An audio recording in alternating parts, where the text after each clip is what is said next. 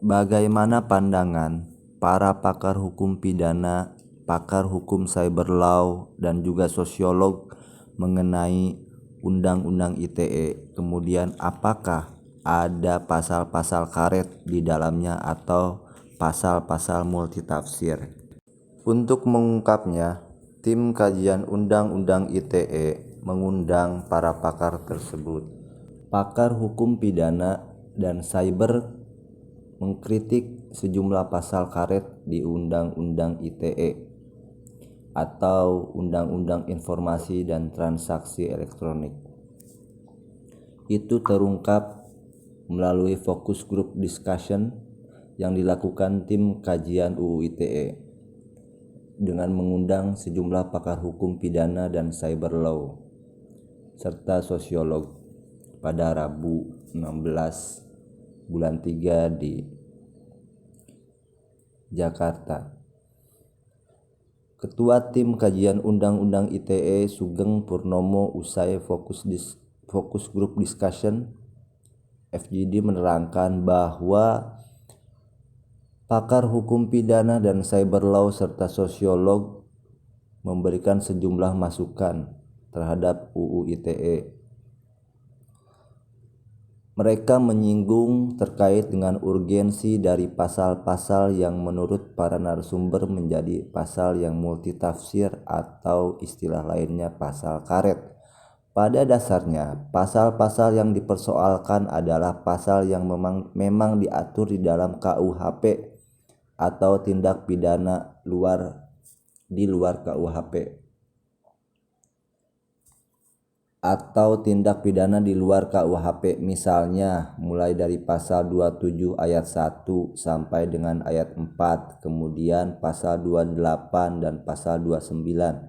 Ini menjadi bagian yang menjadi diskusi panjang yang dilakukan para pakar pidana dan cyber law serta sosiolog.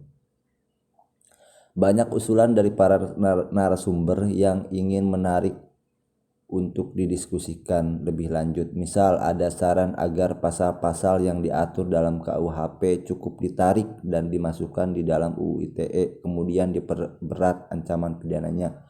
Kemudian ada juga usulan lain yang memformulasikan ulang pasal-pasal tersebut dengan menggunakan saran IT atau pakar IT. Tidak kalah penting tentang ketentuan di pasal 36, di mana apabila terjadi pelanggaran di pasal-pasal sebelumnya, apalagi menimbulkan kerugian, itu diancam hingga 12 tahun. Padahal di dalam UU ITE tidak pernah disebutkan kerugian apa, sedangkan di dalam domain hukum pidana, apabila kita bilang ada kerugian, maka kerugian itu sifatnya hanya material, bukan imaterial. Nah, ini tidak ada batasan di dalam pasalnya maupun pada bagian penjelasan, kata Sugeng. Sugeng juga mengatakan masukan-masukan yang telah diberikan oleh para narasumber itu, khususnya para akademisi yang memang ahli di bidangnya, akan sangat bermanfaat bagi tim di dalam penyusunan laporan akhir. Saya berharap tim bisa bekerja sesuai dengan waktu yang telah disepakati bersama, sehingga surat keputusan atau yang ditujukan kepada tim bisa diselesaikan 1 bulan lebih cepat dari target sebelumnya.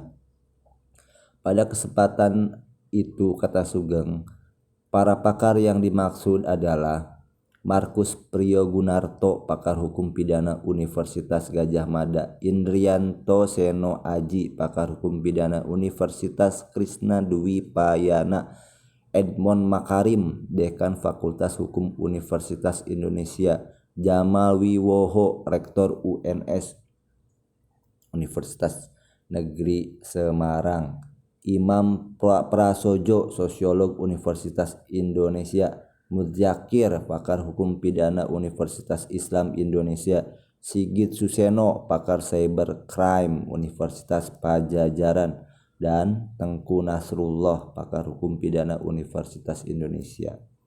Semoga dengan masukan para pakar ini dapat menjadi bahan bagi pemerintah untuk memastikan tidak ada lagi pasal-pasal karet di Undang-Undang ITE.